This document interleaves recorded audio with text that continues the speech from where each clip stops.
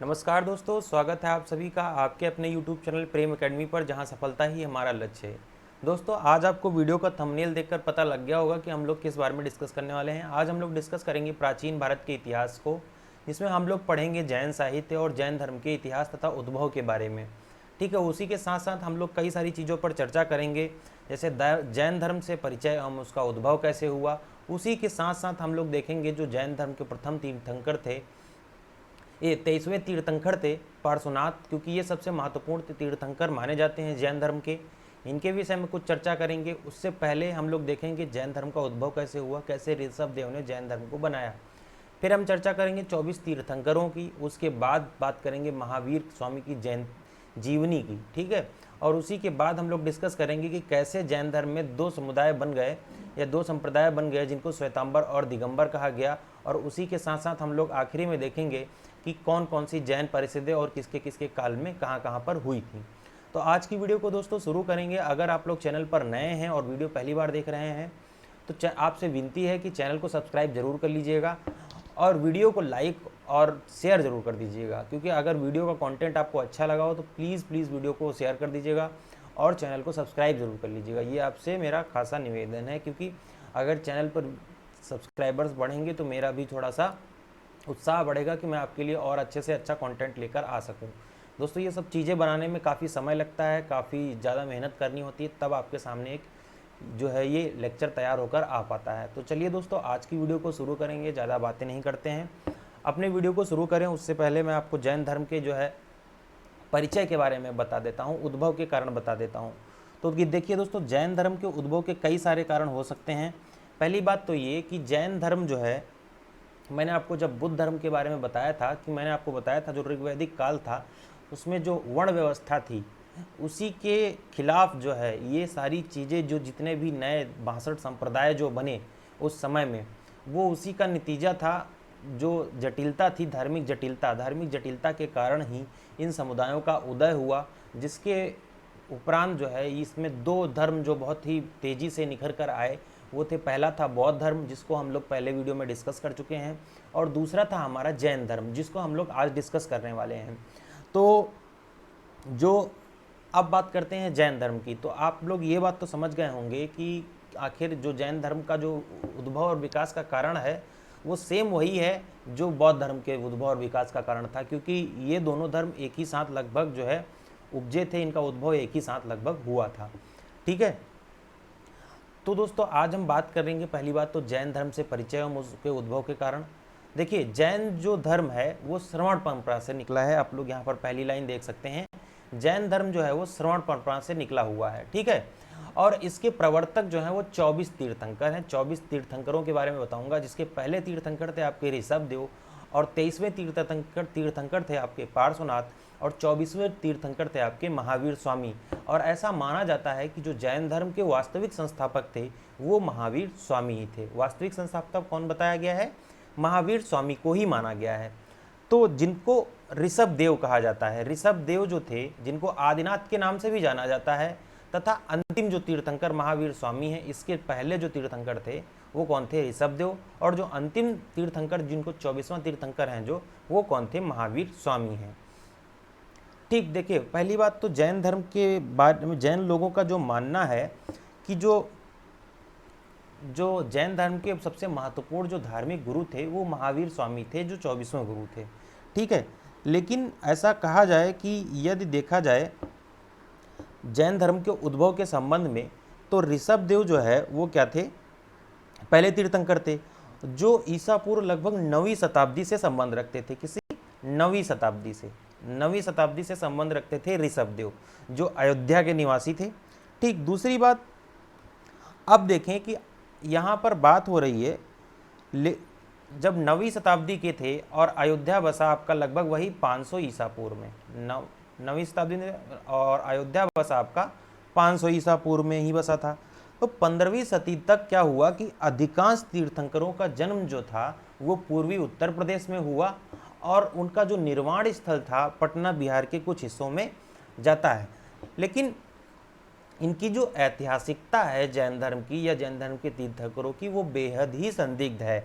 क्योंकि मध्य गंगा का जो मैदानी क्षेत्र था, कोई हिस्सा जो 5वीं ईस्वी के पहले किसी भी हाल में बसा ही नहीं था। तो आप ये समझिए कि जो पहले तीर्थंकर 9वीं शताब्दी में आते हैं और ऐसा माना जाता है कि ये जो है 9वीं शताब्दी से रिलेटेड हैं और 500 ईसा पूर्व में जो है इसका जो है उद्भव हुआ जैन धर्म का। और उसके बाद जो 24 तीर्थंकर आए वो ज़्यादातर संबंध रखते थे उत्तर प्रदेश या, और उनका निर्माण स्थल ज़्यादातर आपका पटना बिहार के था। तो ये मध्य गंगा का क्षेत्र था और ये मध्य गंगा के जितने भी क्षेत्र थे वो 500 ईसा पूर्व तक कहीं बस ही नहीं पाया था। तो सबसे पहली बात तो यहाँ से एक जाहिर है कि तीर्थंकरों की पौराणिक जो कथा है, अगर हम लोग इतिहास के मद्देनज़र इसको देखें, जो भी तीर्थंकर हुए उनकी जो पौराणिक कथाएं हैं वो क्या थी, जो पौराणिक कथाएं थी जिनमें से अधिकतर का जन्म कहाँ हुआ था, मध्य गंगा के क्षेत्र में हुआ था। ठीक है। दूसरी बात, जो इनका निर्माण हुआ वो बिहार में प्राप्त हुआ और संभवतः जो है इसको इसीलिए बताया जाता है कि प्राचीनता से जोड़ा जा सके जैन धर्म को। तो प्राचीनता से जोड़ने के लिए ऐसा कहा जाता है, में भी ऐसा हो सकता है। तो अब हम लोग बात कर रहे हैं जैन धर्म से परिचय की। तो जैन धर्म का परिचय मैंने आपको दिया, एक छोटा सा हम लोगों ने देखा। अब यहाँ पर देखते हैं, प्राचीनता सिद्ध करने वाले अनेक उल्लेख साहित्य और विशेष पौराणिक साहित्यों में प्रचुर मात्रा में है। तो इसकी प्राचीनता जो मैंने अभी जिसकी प्राचीनता की बात की, तो इसके लिए इन लोगों के पास मतलब पर्याप्त मात्रा में साक्ष्य हैं। ठीक है। जैनों के प्रार्थना स्थल को क्या कहा जाता है, जिनालय या फिर क्या कहते हैं, मंदिर कहा जाता है। ठीक है। जैनों के जो प्रार्थना स्थल होता है जहाँ पर ये स्तुति वंदना करते हैं उसको क्या कहते हैं, जिनालय या मंदिर कहा जाता है। ठीक है। अगला देखते हैं क्या है। अगला है हमारा जिन परंपरा का अर्थ है। जिन, देखिए जिन शब्द से ही जैन का उद्भव हुआ है। जिन द्वारा प्रवर्तित दर्शन, जो जिन के अनुयायी हों उन्हें जैन कहा जाता है। ठीक है। जो जिन के अनुयायी हैं उन्हीं को क्या कहा गया है, जैन कहा गया है। जिन शब्द बना हुआ है संस्कृत के जी धातु से, और जी माने होता है जीतना, मतलब जिसने जीता हो, जीतने वाला, उसी को क्या बोलते थे, जैन बोलते हैं। जिन्होंने अपने मन को जीत लिया हो, अपनी तन मन वाणी को जीत लिया हो और विशिष्ट आत्मज्ञान पाकर सर्वज्ञ व पूर्ण ज्ञान प्राप्त किया हो, उन आप्त पुरुष को जिनेंद्र या जिन कहा जाता है। मतलब क्या, कोई ऐसा व्यक्ति जिसे ने खुद पर जीत प्राप्त कर ली हो, अपने मन को जीत लिया हो, अपने तन मन वाणी को जीत लिया हो, उसी को क्या कहते हैं, जिनेंद्र कहते हैं। और जैन धर्म अर्थात जिन भगवान का धर्म है। ठीक है। उन्हीं को क्या कहते हैं, जैनेंद्र कहते हैं। जिनेंद्र, जिनको आप लोग जैनेंद्र बोलते हैं, जिनेंद्र मतलब की, तो उन्हीं को जिनेंद्र कहा जाता है जिन्होंने अपनी इंद्रियों पर जीत हासिल करनी हो। जिनेंद्र का मतलब क्या है, जिन्होंने अपनी इंद्रियों पर जीत हासिल कर ली हो, उसी को क्या कहा जाता है, जिनेंद्र कहा जाता है। ठीक है। अगला देखते हैं। अब बात करते हैं हमारे जो प्रथम तीर्थंकर थे भगवान ऋषभ देव, इन्हीं को जो है जैन धर्म का प्रथम तीर्थंकर माना जाता है। लेकिन इनके प्रथम तीर्थंकर होने की भी बहुत सारी संदिग्धताएं हैं, उनको हम नहीं देखेंगे, हम लोग यहाँ पर मेन चीज़ों पर फोकस करेंगे। तो भगवान ऋषभ देव जो है वो जैन धर्म के प्रथम तीर्थंकर माने जाते हैं। कौन, भगवान ऋषभ देव जैन धर्म के प्रथम तीर्थंकर माने जाते हैं। यहाँ पर तीर्थंकर का अर्थ क्या होता है, इस बात को समझ लेते हैं। जिसने तीर्थ की रचना की हो, जिसने किसकी रचना की हो, तीर्थ की रचना की हो। अब तीर्थ क्या मतलब होता है, जो संसार, जो संसार रूपी सागर है, जन्म मरण का जो चक्र है, जीवन से लेकर जीवन जीने की प्रक्रिया, उसके बीच में हमको क्या करना है, कैसे हमको मोक्ष प्राप्त करना है अपने जीवन में, इसकी जिसने रचना की हो उसे क्या कहते हैं, तीर्थंकर कहते हैं। ठीक है। कि तीर्थ की जिसने रचना की है उसी को क्या कहते हैं, तीर्थंकर कहलाते हैं। ऋषभ देव जी को क्या आदिनाथ के नाम से भी जाना जाता था, ध्यान रखिएगा, इनको आदिनाथ नाम से भी जाना जाता था। ठीक है। आगे देखते हैं इनके बारे में कुछ और महत्वपूर्ण जानकारी देख लेते हैं।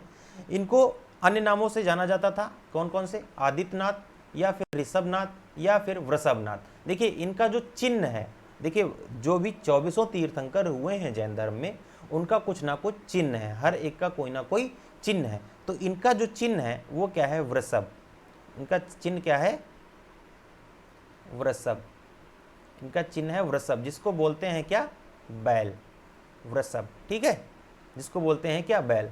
इनकी शिक्षाएं क्या थी, इनकी शिक्षाएं अहिंसा, अपरिग्रह।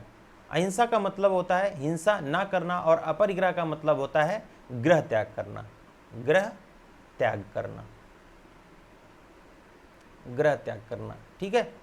अगले तीर्थंकर जो हुए इनके बाद में, उनका नाम था अजितनाथ, ठीक है। और इनका जो वंश था वो ये इक्ष्वाकु वंश से संबंधित थे, ठीक है। इनके पिता का नाम था नाभिराज और इनकी माता का नाम था महारानी मरुदेवी, ठीक है। इनके पुत्र जो है, ऐसा माना जाता है कि इनके 100 पुत्र और 2 पुत्रियां थीं, ठीक है। टोटल जो है 100 पुत्र थे और 2 पुत्रियां थी। 100 पुत्रों में जो बहुत ही चक्रवर्ती हुए उनका नाम था भरत चक्रवर्ती, बाहुबली, ऋषभ सेन, अनंत विजय और अनंत वीर आदि पुत्र जो है आदि 98 पुत्र। 98 पुत्र का मतलब क्या है कि लगभग 100 पुत्र जो है इनके थे और 2 पुत्रियां थी जिनका नाम था ब्राह्मी और सुंदरी। यहाँ पर आप लोग देख पा रहे होंगे 2 पुत्रियां थी इनकी, कौन कौन सी, ब्राह्मी और सुंदरी।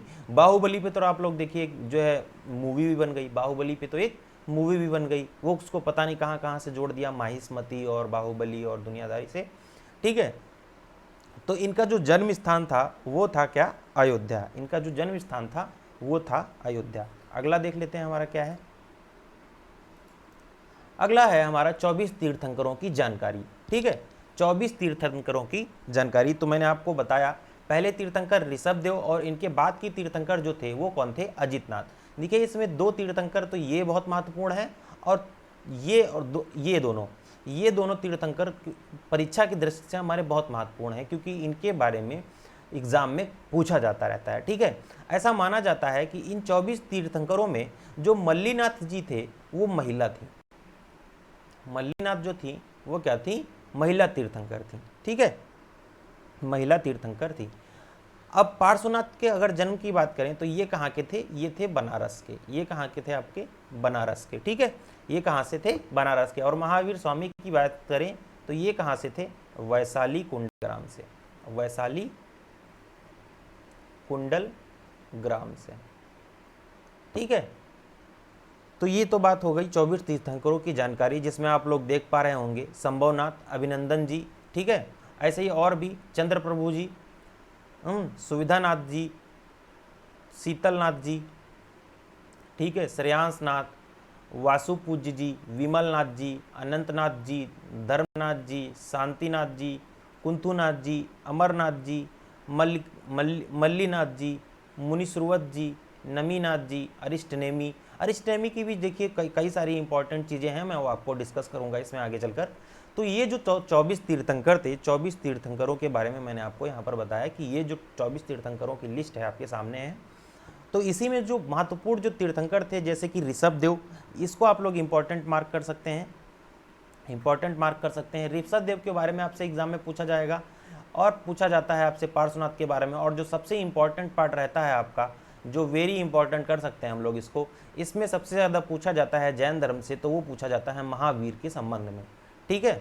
महावीर के संबंध में एग्जाम में सबसे ज़्यादा क्वेश्चंस आपके उठ कर आते हैं, तो आपको इस टॉपिक को बहुत ध्यान से पढ़ना है। और मैंने सारी जानकारी लगभग महावीर से रिलेटेड इस वीडियो में दे रखी है, ठीक है। तो पार्श्वनाथ से परिचय के बारे में हम लोग देखते हैं, पार्श्वनाथ आखिर कौन थे। ये जो 23वें तीर्थंकर थे, ठीक है, जो 2 जैन तीर्थंकर थे, ऋषभदेव ये एवं अरिष्टनेमी या नेमीनाथ के नामों का उल्लेख जो है, पहली बात तो ये पार्श्वनाथ की जब हम चर्चा करते हैं तो उससे पहले देखते हैं जो ऋषभदेव और अरिष्टनेमी 2 ऐसे तीर्थंकर थे जिनकी चर्चा क्या है, ऋग्वेद में भी मिलती है। इनकी चर्चाएं क्या है, ऋग्वेद में भी मिलती हैं।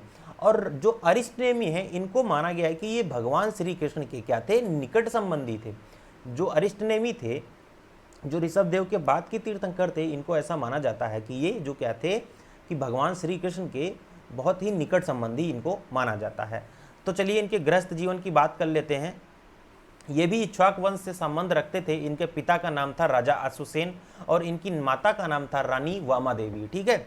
और इनका जन्म हुआ था पूर्व मास कृष्ण एकादशी को और इनका जन्म स्थान था वाराणसी, मैंने आपको पहले भी बताया। दीक्षा स्थान जब इन्होंने दीक्षा ग्रहण की, ठीक है, देखिए बौद्ध धर्म में जैसे संघ था वैसे ही एक संघ था आपका जैन धर्म में। तो इन्होंने दीक्षा ग्रहण की थी कहाँ पर, बनारस में। मोक्ष कहाँ पर प्राप्त हुआ इनको, श्रावण माह में शुक्ल सप्तमी के दिन इनको मोक्ष प्राप्त हुआ। मोक्ष प्राप्त होने का मतलब होता है प्राण त्याग देना यार, ठीक है।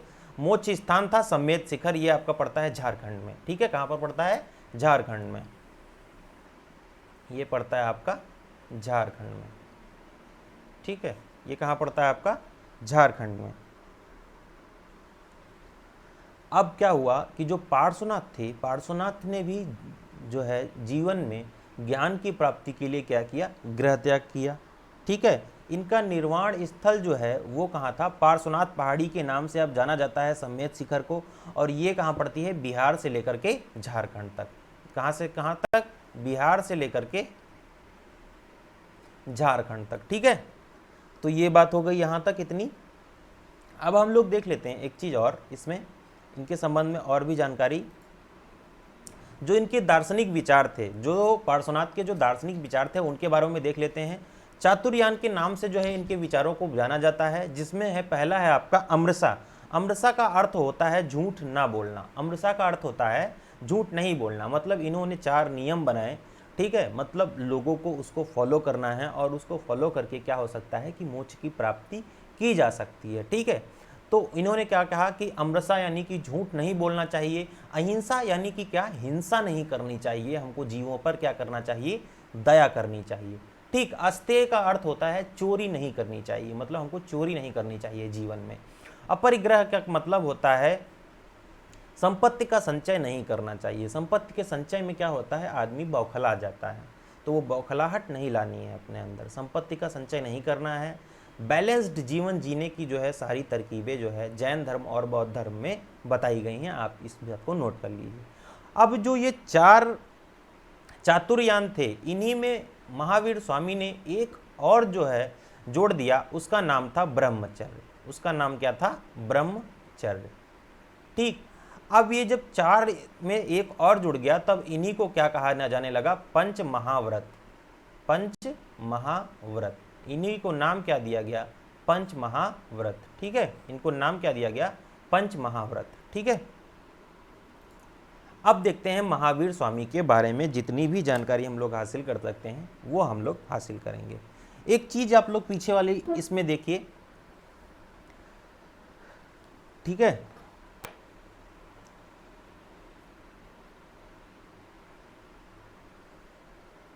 चलो ठीक है, आगे देखते हैं। महावीर स्वामी के बारे में हम लोग बात करते हैं। जो भगवान महावीर स्वामी थे वो जैन धर्म के कौन से 24वें तीर्थंकर थे। कौन से तीर्थंकर थे, 24 तीर्थंकर। कभी एग्जाम में आ जाए कौन से तीर्थंकर थे, तो बताओगे क्या कि 24वें तीर्थंकर थे। महावीर स्वामी का जो जन्म है आज के लगभग 2500 वर्ष पहले ईसा पूर्व 599 ईसा पूर्व में हुआ था। ठीक है, 599 में हुआ था। और इनका जन्म कहाँ हुआ था, वैशाली गणराज्य के कुंडल ग्राम में। ठीक है, और ये किस वंश से संबंधित रखते थे, ये इक्ष्वाक वंश के क्षत्रिय परिवार से संबंध रखते थे। किसके, इक्ष्वाक वंश जो था उसके क्षत्रिय परिवार से संबंध रखते थे। मैंने बताया चूंकि ये क्षत्रिय परिवार से थे और इसके जैन धर्म के उद्भव का कारण हम इसलिए इनको वास्तविक संस्थापक मान सकते हैं, चूंकि कहा जाता है कि जो है कि ब्राह्मणों का विरोध हुआ।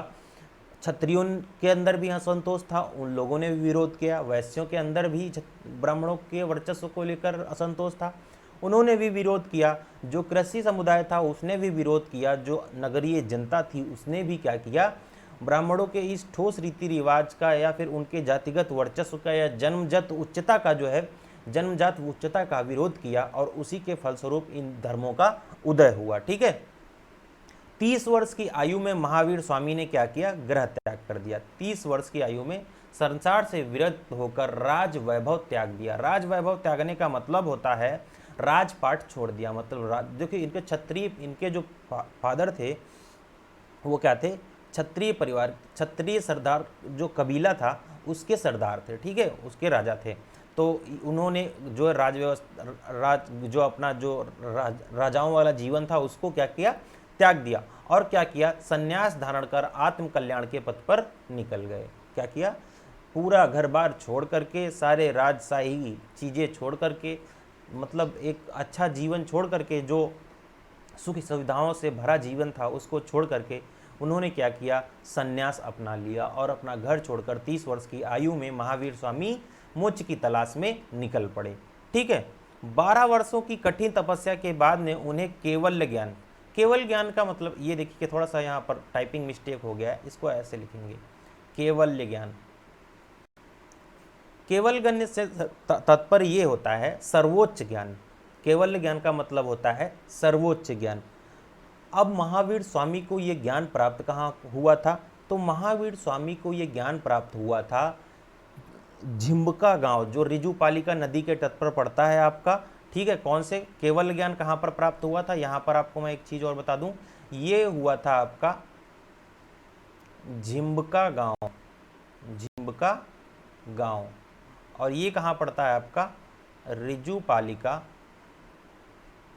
रिजुपालिका, यहाँ पर आप लोग को दिख नहीं रहा होगा ना, रिजुपालिका नदी पर, रिजुपालिका नदी तट पर, नदी तट पर। ठीक है, नदी तट पर। यहाँ पर आपको सुनाई तो दे रहा होगा, ये रिजु मैंने लिखा है झिम्बका गांव। ठीक है, झिम्बका गांव मेरे पीछे आ गया होगा ये। ठीक है, झिम्बका गांव में जो है इनको केवल ज्ञान की प्राप्ति हुई। ठीक है, और क्या हुआ, उन्होंने क्या किया, उन्होंने 72 वर्ष की आयु में पावापुरी में मोक्ष की प्राप्ति हुई। पावापुरी में मोक्ष की प्राप्ति हुई मतलब क्या हुई कि पावापुरी में इन्होंने अपनी अंतिम सांसें ली, इन्होंने निर्वाण को प्राप्त कर लिया।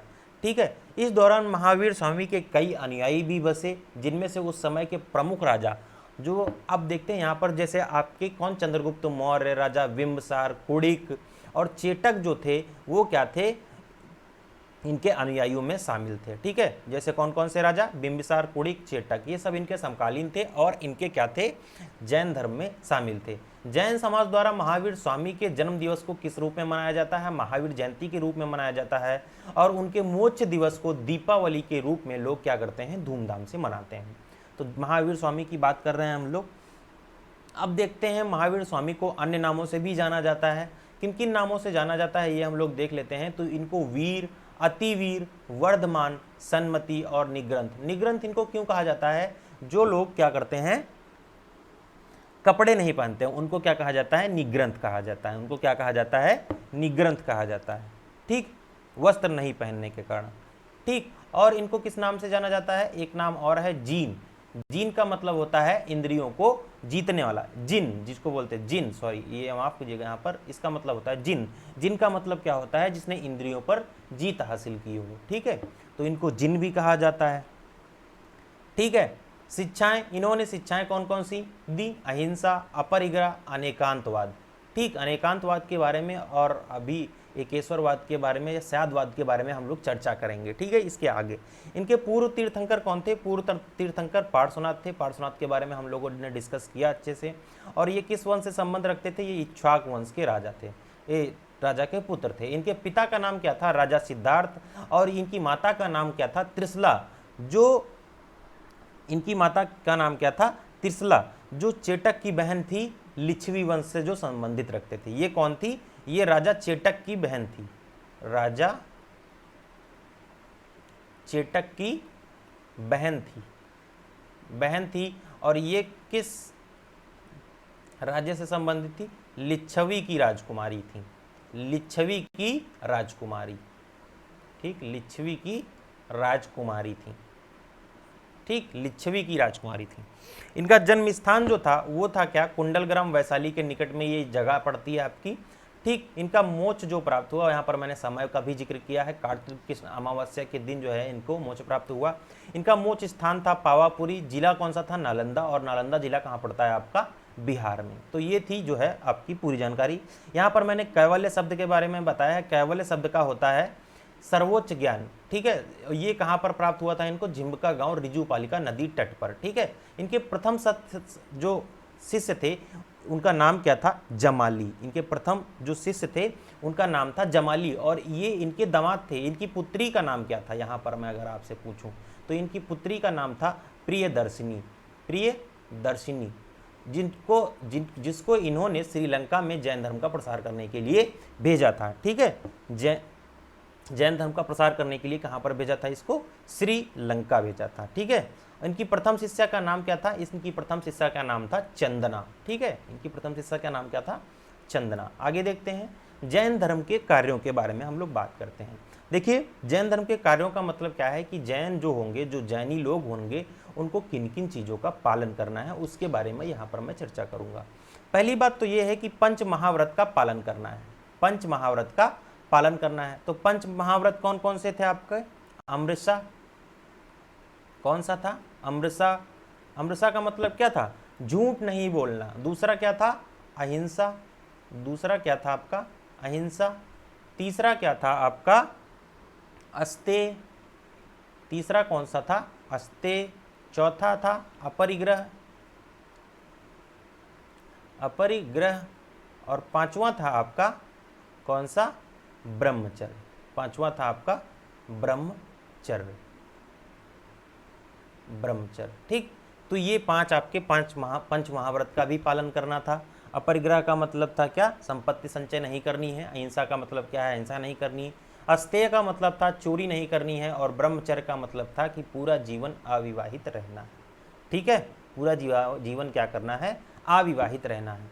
त्रिरत्न में विश्वास करना होगा। त्रिरत्न का मतलब होता है सम्यक ज्ञान, सम्यक दर्शन और सम्यक चरित्र। ठीक है, क्या है? 10 सीलों का पालन करना है। अब सील सील सील समझ रहे हैं? आंखों में आपकी सील नहीं रह गया। सील का मतलब क्या होता है? दया। ठीक है, दया। 10 दयाओं का पालन करना है। जैसे क्या? जीवों पर दया करना है, इंद्रियों को वश में करना है, सत्य बोलना है, चोरी नहीं करना है, ब्रह्मचर्य का पालन करना है, संतोष धारण करना है, सम्यक दर्शन, ज्ञान और तप करना है। ज्ञान अर्जित करना है और तप करना है। ठीक है, तो ये 10 सील थे इनके। तो जैन धर्म के कार्यों के बारे में हमने पढ़ा क्या? कि पंच महाव्रत का पहली बात तो पालन करना होता है जैनियों को, फिर त्रिरत्न में विश्वास रखना होता है और 10 सीलों का पालन करना होता है। दार्शनिक समस्याओं पर अगर हम जैन के विचारों को देखें तो जैन ऐसा मानते हैं कि ईश्वर नहीं है। जैन क्या करते हैं? ऐसा मानते हैं कि ईश्वर नहीं है और ये जो सृष्टि चल रही है वो यांत्रिक गतिविधियों के चलते चल रही है, यानी कि नेचुरल लॉ के उस पर चल रही है। ठीक है, नेचुरल लॉ के हिसाब पर चल रही है। ठीक है, ईश्वर के अस्तित्व में इनका कोई भी विश्वास नहीं था। दूसरी बात ये क्या कहते थे? कि वेद नहीं है, वेद नहीं है। अब इनको जो है नास्तिक किस लिए माना? इनको नास्तिक भी माना जाता था, आप लोग ये भी बात जान लीजिए। चूंकि इनका विश्वास वेदों में नहीं था, इस वजह से इनको क्या किया गया? नास्तिक भी माना गया। दूसरी चीज क्या थी? कर्मफल। कर्मफल मतलब क्या है? कि हर व्यक्ति को उसके कर्मों के हिसाब से जो है फल मिलता है, तो इनका कर्मफल में विश्वास था। दूसरा क्या था आपका? आत्मा में विश्वास। देखिए, ये आत्मा में विश्वास करते थे, आत्मा में विश्वास करते थे। ये मानते थे कि 2 प्रकार की चीजें होती हैं, एक तो जीवित और एक तो अजीव। जीव या अजीव हम कह सकते हैं, जीवित या अजीवित कह सकते हैं। तो ये आत्मा में विश्वास करते थे। पुनर्जन्म में भी ये विश्वास रखते थे, पुनर्जन्म में भी विश्वास रखते थे। ठीक है, जगत विचार। जगत विचार मैंने बताया आपको यांत्रिक व्यवस्था। यांत्रिक व्यवस्था, जगत विचार क्या था? यांत्रिक व्यवस्था। यानी कि आप ये कह सकते हैं इन्होंने ये क्या माना कि जो सृष्टि है वो किसी ईश्वर के माध्यम से नहीं चल रही है, वो प्रकृति के माध्यम से चल रही है। ठीक है, जगत के पीछे इन्होंने कहा कि कोई ईश्वर का हाथ नहीं है, प्रकृति के नियमों से जगत चलने का सिद्धांत देते हैं। ठीक है, प्रकृति के नियमों से जगत चलने का सिद्धांत देते हैं। ठीक, जो आपका जैनवाद है, ठीक, और आपका जो बुद्धिज्म है, उसमें देखिए थोड़ा सा डिफरेंसेस आपको माना जाएगा। ठीक,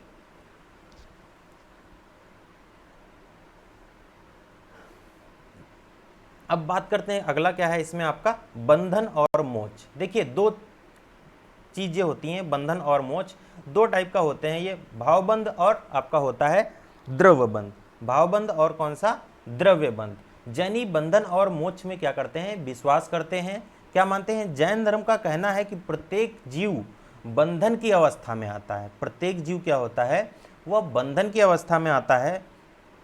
ठीक है, जो 2 प्रकार की होती है। कि कितने प्रकार की होती है? जो प्रत्येक जीव है इस सृष्टि में वो बंधन की अवस्था में जीवन लेता है और उसकी 2 स्थितियां हैं। एक तो होती है भावबंध और दूसरी होती है आपकी द्रव्यबंध। अंतः जीव के स्तरों को 2 माध्यम से जो क्या कहते हैं कि अतः जीव को 2 माध्यमों से क्या क्या मोक्ष दिलाया जा सकता है। कौन कौन से? एक तो भावबंध और दूसरा क्या हो सकता है आपका?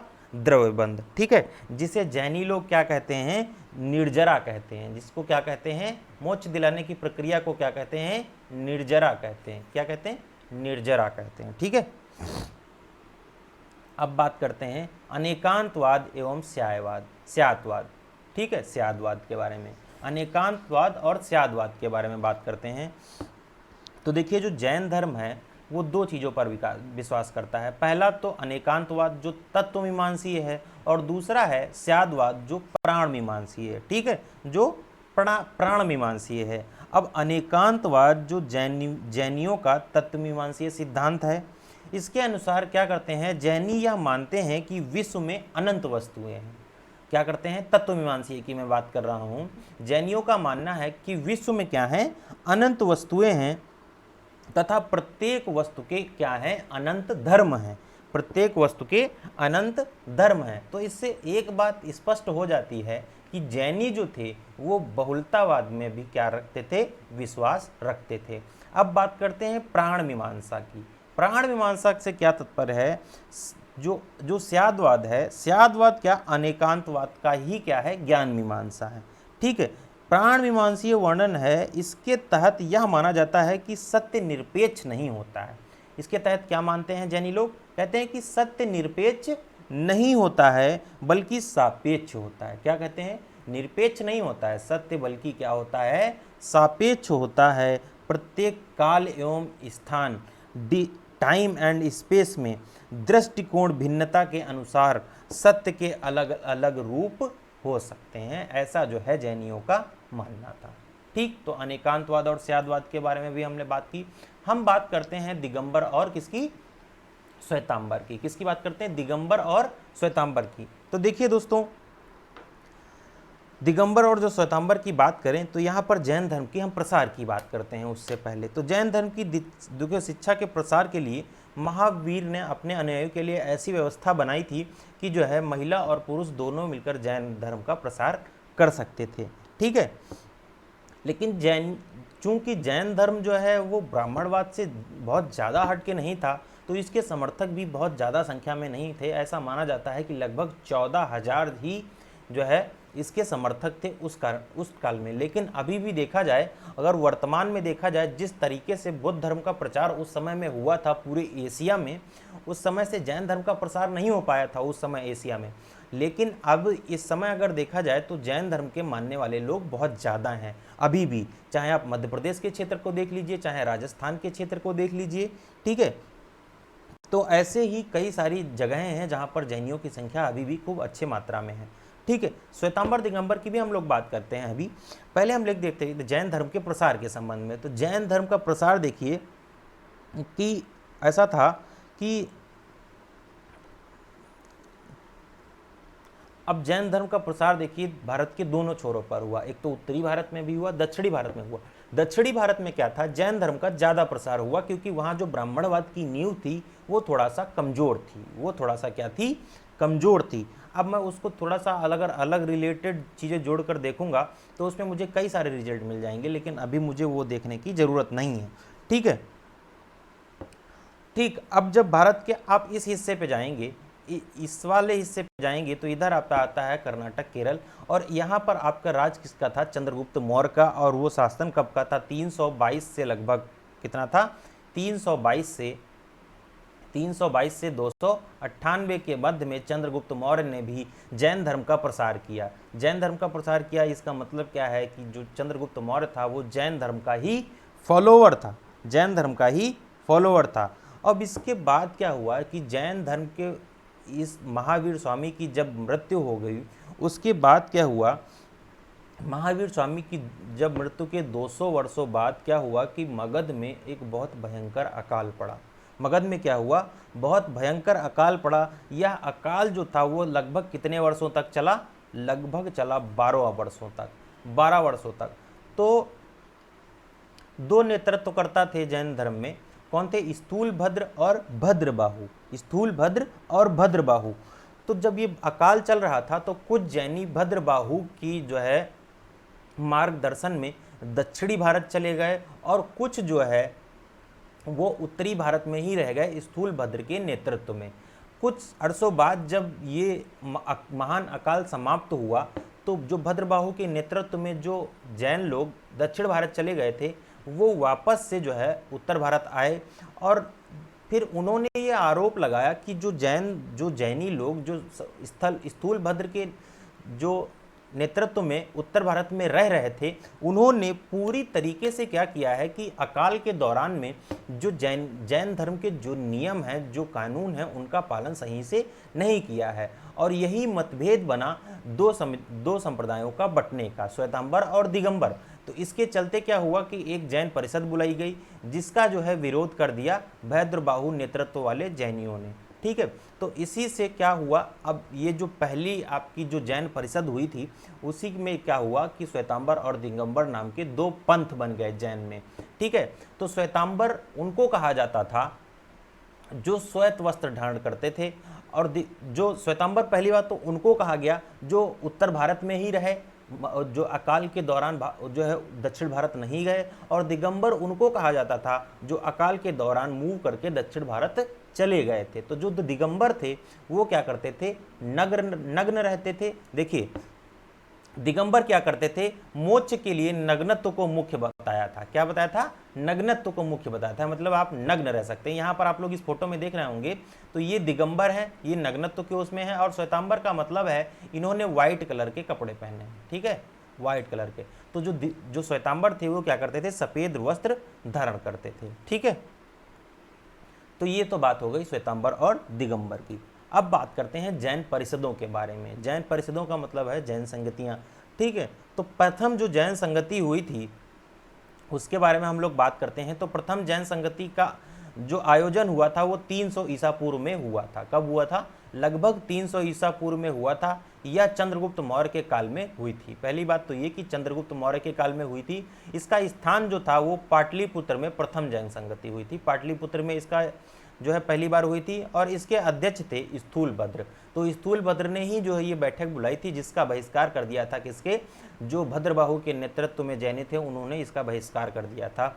और इसमें जैन धर्म के प्रधान भाग 12 अंगों का संपादन हुआ। 12 अंग हैं, मैं उनकी भी चर्चा करूंगा। उसका संपादन किया गया इस पहली जैन परिषद के अंतर्गत। प्रथम जैन सभा में जैन धर्म दो धर्म, जैन धर्म दिगंबर एवं श्वेतांबर दो भागों में बढ़ गया। पहली ही जो ये इसी थी, इसी के अंतर्गत क्या हुआ कि जो जैन धर्म था वो दो भागों में बढ़ गया, श्वेतांबर और दिगंबर। ठीक है, द्वितीय जो जैन सभा थी वो जैन सभा का आयोजन हुआ 512 ईस्वी में। कब हुआ, 512 ईस्वी में। स्थान था वल्लभी। ठीक है, वल्लभी में हुआ। इसके अध्यक्ष कौन थी, इसके अध्यक्ष थे देवर्षि क्षमा श्रमण। कौन थे, देवर्षि क्षमा श्रमण। ये इंपॉर्टेंट है, आप लोग इसको याद रख सकते हैं। एक्चुअली ये दोनों संगतियां ही इंपॉर्टेंट हैं, क्वेश्चंस मोस्टली यहां से भी उठते हैं। ठीक है, और इसमें कार्य क्या हुआ, धर्म ग्रंथों को अंतिम रूप से संकलित कर लिपिबद्ध कहा गया। जो जैनियों का साहित्य था, ये जो लेखा जोखा था, उसको बोलते थे आगम साहित्य। क्या बोलते थे, आगम साहित्य। ठीक, तो इसको भी आप लोग ध्यान रखिएगा। ठीक, क्या बोलते थे, आगम साहित्य। आगे देखते हैं दोस्तों, जैन साहित्य के बारे में हम लोग थोड़ी सी जानकारी ले लेते हैं कि जैन साहित्य किस प्रकार से काम कर रहा था। देखिए, यहाँ पर आपको कई सारी जानकारी मिल जाएंगी। आचार्य जो सामंतभद्र थे, सामंतभद्र विरचित, उन्होंने स्वयंभू स्तोत्र का 24 तीर्थंकरों भगवान की स्तुति जो है, इन्होंने इस स्वयंभू स्तोत्र की रचना की थी, जिसमें जो 24 तीर्थंकर थे उनकी वंदना और जो है स्तुति के संबंध में क्या थे, श्लोक थे। इसमें जो 8 श्लोक हैं वो महावीर को समर्पित हैं। ठीक है, आचार्य सामंतभद्र ने युक्तानुशासन एक काव्य रचना की, जिसके 64 लोग जो है महावीर स्वामी से संबंध रखते हैं। ठीक है, उसी प्रकार देखिए, जब मुनि प्रणम्य सागर ने वीरष्टकम की में भी लिखा है क्या, महाकवि पदम कृत महावीर रास। ठीक, इसका रचना काल जो है वो 18वीं सदी है। ठीक है, इसका प्रथम बार हिंदी अनुवाद किसने किया था, डॉक्टर विद्यावती जैन की द्वारा किया गया था। यह 1994 प्राच्य श्रवण भारती द्वारा प्रकाशित किया गया है। ठीक है, तो ये हो गए जैन साहित्य की बात। तो दोस्तों, आज की वीडियो मुझे लगता है कि जो भी जैन धर्म की जानकारी थी उसको हम लोगों ने सही से देखा। अगर दोस्तों आपको वीडियो पसंद आया है और आप लोग चैनल पर नए हैं तो चैनल को सब्सक्राइब कर लीजिएगा, और चैनल को सब्सक्राइब करने के बाद में सिर्फ यहाँ से काम खत्म है, चैनल की वीडियो को भी लाइक कर दीजिएगा, चैनल को सब्सक्राइब कर लीजिएगा और वीडियोस को शेयर कर दीजिएगा। तो दोस्तों, मिलेंगे अगली वीडियो में, तब तक के लिए बने रहिए प्रेम अकेडमी पर, जहाँ सफलता ही हमारा लक्ष्य है। धन्यवाद, जय हिंद।